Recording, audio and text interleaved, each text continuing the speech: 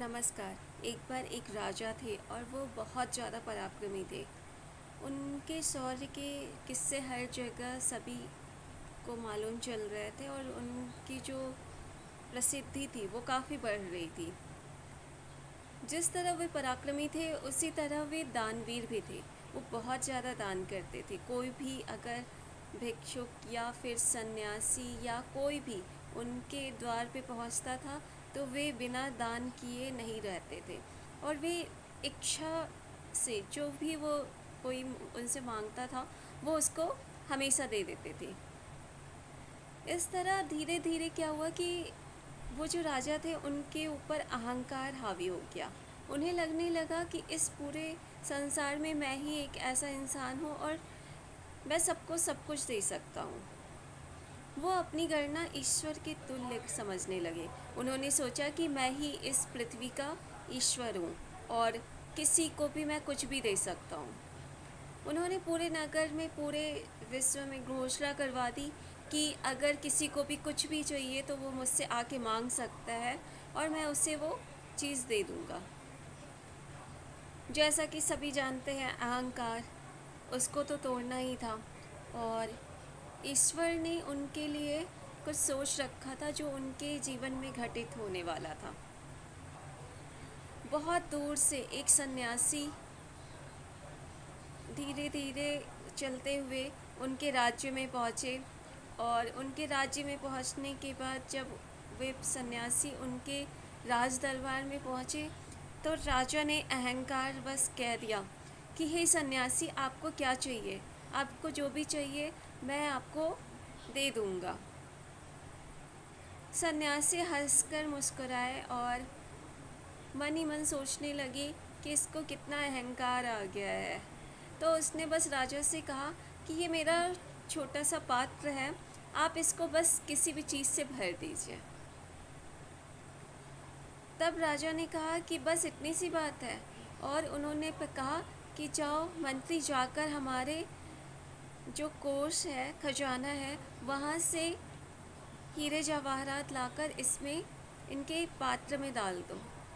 जब मंत्री उनके पात्र में हीरे डालने लगा तो सारे हीरे जो उनके खजाने में थे वो सारे उस पात्र में डाल दिए, लेकिन वो पात्र तो भरने का नाम ही नहीं ले रहा था।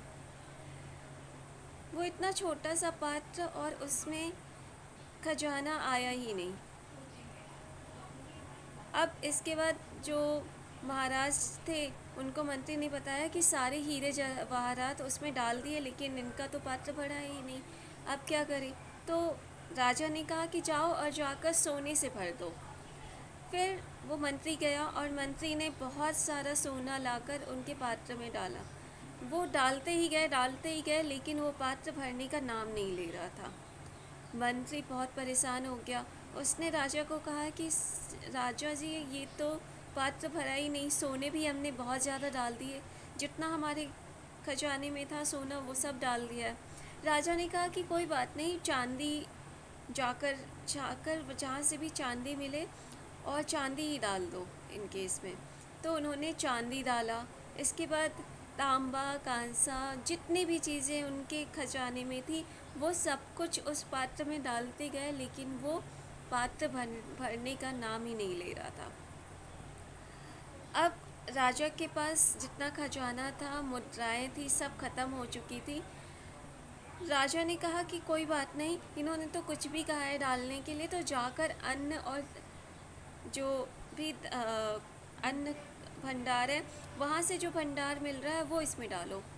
राजा के अन्न भंडार से जितनी चीज़ें थी, चावल, दाल, गेहूँ, जितनी चीज़ें सबको मिली वो सब उस पात्र में डालते गए, लेकिन वो पात्र अब तक ना भरा और वो सन्यासी हंस रहे थे। राजा ने कहा कि जाओ और जाकर जहाँ से भी जितना भी जो चीज़ मिले हमारे राज दरबार में जितनी भी चीज़ें हैं सब उसमें डाल दो, कैसे भी करके इसको भर दो। जितनी भी चीज़ें उनके राज दरबार में रखी हुई थी, राजसी चीज़ें, सारे अस्त्र शस्त्र और जितनी चीज़ें थी सब उसमें डालने लगे, लेकिन वो पात्र नहीं भरा। अब तो राजा के आश्चर्य की सीमा नहीं थी। उन्हें पता चल गया था कि ये सन्यासी कोई आम सन्यासी नहीं है और उन्हें अपनी गलती का भी एहसास हो चुका था।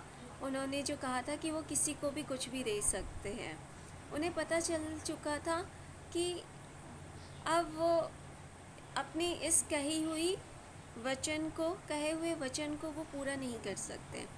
तब उस राजा ने हाथ जोड़कर उस सन्यासी से कहा कि हे सन्यासी, मुझे माफ़ कीजिए, मुझ में अहंकार चढ़ गया था और अब मुझे पता चल गया है कि मैं ईश्वर के तुल्य नहीं हूँ, मैं उनका एक छोटा सा अंश हूँ और मुझे इस तरह कुछ भी नहीं बोलना चाहिए था।